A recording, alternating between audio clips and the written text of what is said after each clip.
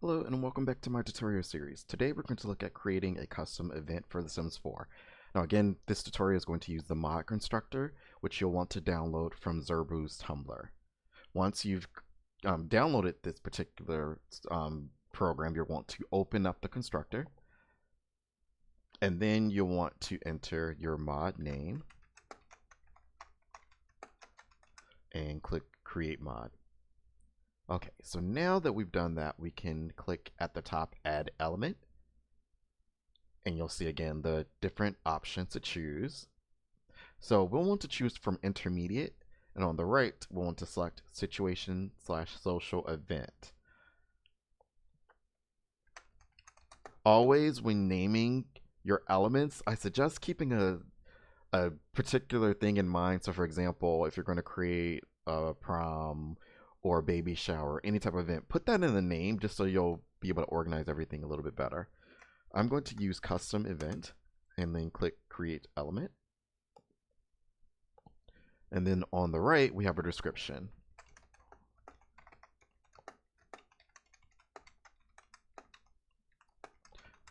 Okay, so I'm just putting in this is a sample event for testing purposes. Next, we have image here. When you click that, you can select on the left BG buffs, BG headlines, miscellaneous, or traits. So this is the little icon that will appear. You can pick whatever you'd like and click select image. If you have an image on your computer, you can click custom images, browse, and select it from there. For now, I'll just choose any custom image or any image that's already in the game. Okay, and then the same thing can be done for the calendar icon. So if you have seasons, you know that you have the calendar feature, and this will show up as a little icon on the calendar. Okay, once again, you can click the little box and then choose which icon you want to use. So I'm just picking randomly. Okay, so after you selected it and click select image, you now have those two options. Next, we have situation cost. How much does the event cost? So when you create an event, you might be familiar with the fact that you usually have to pay a certain amount. So you can make it free, you can make it 100, you can make it 200, and so on. So for this particular purpose, it's going to be free, so I'll make it 0. Next, we have our situation max participants.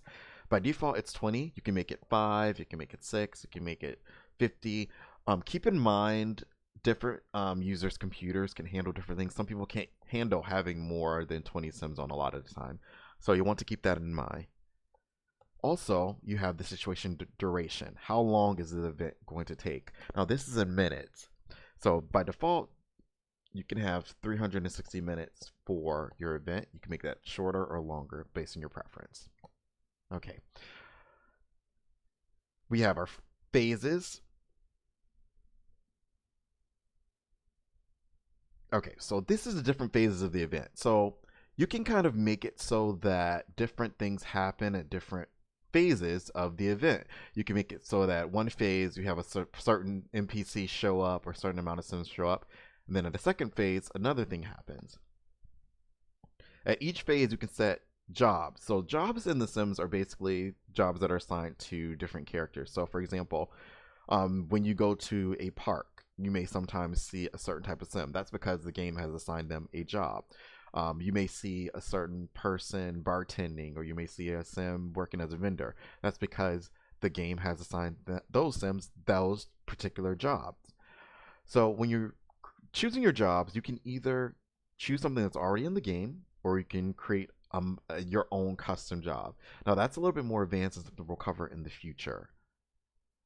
If you choose the option here to add the game resources, this is from adding multiple, this is adding for one at a time. I usually use multiple now just because it's so much easier. You will have a whole list of jobs. So let's say you want, you want a person with a hot dog costume to come randomly. You can select that. Let's say you want a generic job. Let's say you want a barfly. You can just go through and really pick anything you want. And there's a lot of jobs already in the game. Let's say you want people dressed as knights. You know, that's if you have city living. If you want a protester to show up. and then you can set an endpoint. Now, you'll see here the mod constructor gives us a definition or description of what that means. So it says the phase will end once there's this amount of time left in the event. So if let's say you put 5 minutes, at 5 minutes left, the phase will end. You can create multiple phases.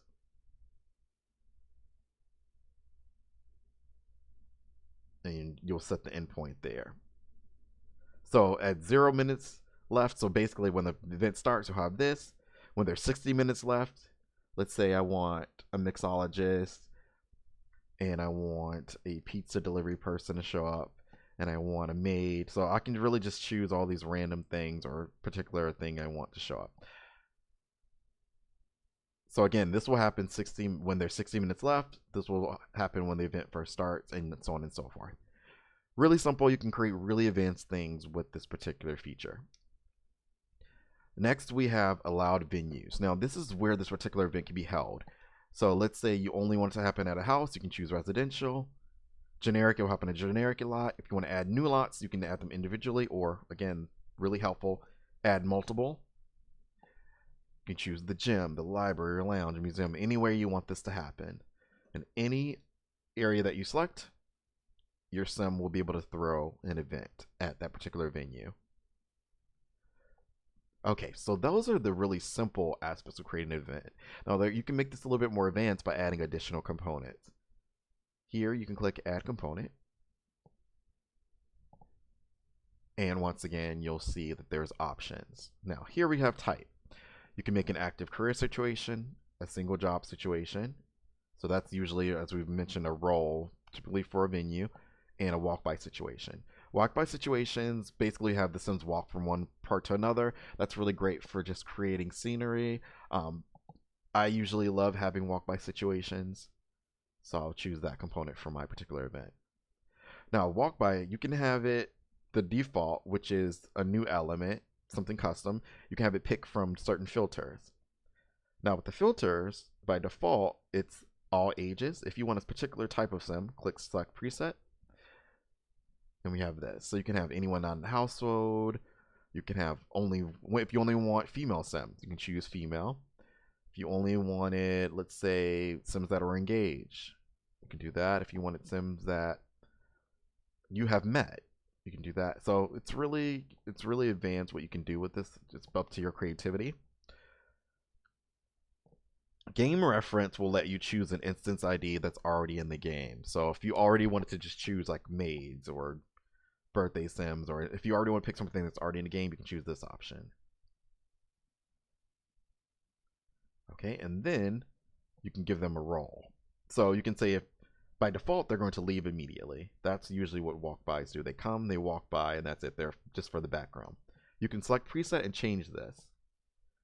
And again, based on what's in the game. So if you wanted to give them a certain role, they will behave like this role. So let's say you gave them a bartender role. They'll autonomously want to make drinks. If you give them a role generic, they'll just have a generic role. This one is probably the best for what I'm trying to do. But again, you can, based on your creativity, you can choose any of these roles.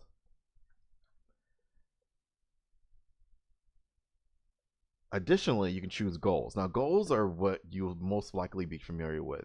So for example, when you have a birthday, on the top left, there's different goals you have to accomplish in order to successfully earn gold, bronze, or silver for that event. You can make different goals, and you can make a main goal. The main goal is the one that gives you the biggest amount of points towards successfully completing the goal. So I'm going to add both. Okay, so now we have different goals, things we want to achieve.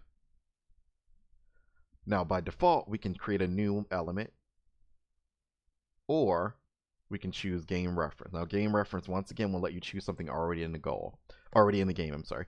So you can have goal sets for flirting, joking, weddings. You can really pick what's in the game.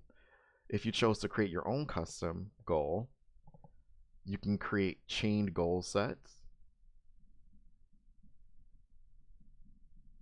So multiple things.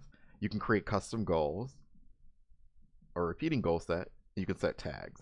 Now chained goal sets, you'll see here, things that are basically a set of actions.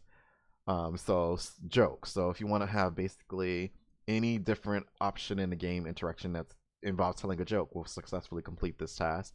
If you do flirting, anything you do in the game that involves flirting will successfully create or complete the task.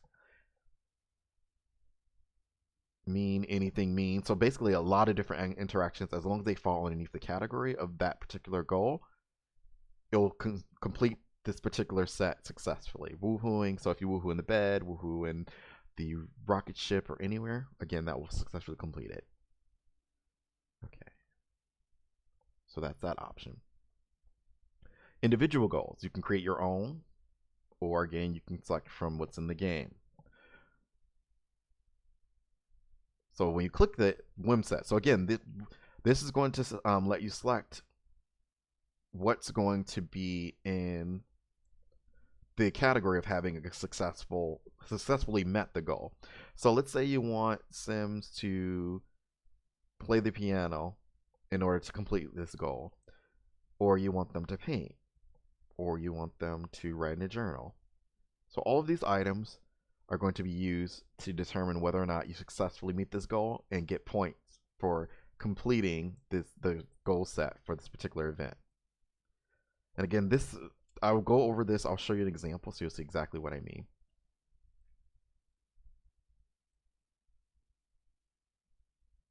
Okay, so again, that was new element. Now, once you have completed the event, you get scored. So if you met all of your goals, you'll get gold. If you meet some of them, you get silver. You know, some of the, you have a score. And again, bronze is going to be the 100. So that's the highest. Bronze, I'm sorry, is the highest. And then you have silver and you have gold. So if we choose new elements, you can basically set what reward you get. So you can set a different object. Again, this is a little bit more advanced. Or you can choose a game reference. And this will let you basically put in an instance ID that's already in the game. So this will require using Sims 4 Studio. I'm going to do another follow-up video on advanced event creation. I'll show you how to take your ID from Sims 4 Studio and include it here. Okay, and main goal. So again, this is going to be the biggest goal for completion. And you can name it.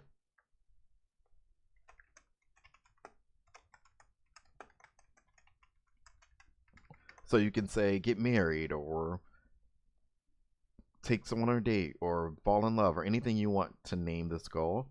And then when you click open element, you will want to add goal types. So our interaction goals, so an interaction, everybody in a certain emotion, multiple Sims in an interaction. So let's say, for example, you wanted someone the main thing that's going to complete this goal is to kiss someone. So you can click create, and then interactions, again, choose from the game. And then on the left, you have your different options. I'm going to go to be romantic and put kiss. And so I'm going to choose all the kiss options and then select preset. So any of these options is now going to complete my goal. You can include canceled interactions. You can require success or not. You can have a minimum running time or not. Okay, so I've gone through this really quickly. This is just a basic event creation tutorial that I'm showing you. I'm now going to export this to package, and then we're going to show it in game.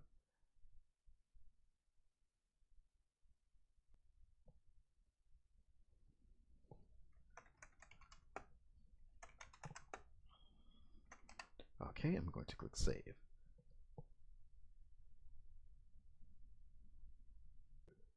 Okay, so now I'm in game with my character, and I'm going to click show calendar and add an event. Now again, if you don't have seasons, you do this using your phone.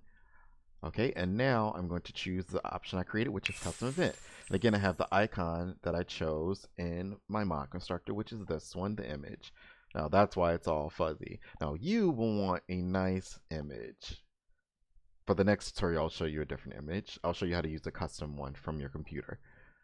Okay, so now I'm going to click the arrow here, and I can now invite different sims. Now, I selected from the roles, you may remember. So I chose just the generic ones and I didn't name them, so that's why I'm having, these little things without names. So you can just go through and pick randomly.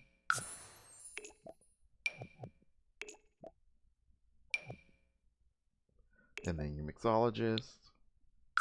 Okay, so now I can have it at the different options I chose. So I chose residential lots, generic gyms, libraries, lounges, and museums. So that's why you only see those types of venues listed here. Okay, so now we have our event started. Okay, so now you'll see we have our goals. So the main goal is here, sample event completed. That was here, the main goal. I didn't choose the icon, that's why we're seeing this little generic box. So you'll want to remember to do that when you're creating your goal. And you'll see the first goal that we have to complete that's not our main goal is here, write in journal. Remember, I picked that under our goal event. See here, I clicked write in journal. So that's why that's appearing here.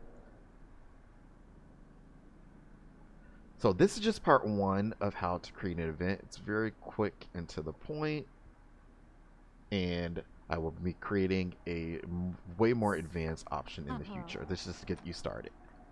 All right, thank you for watching.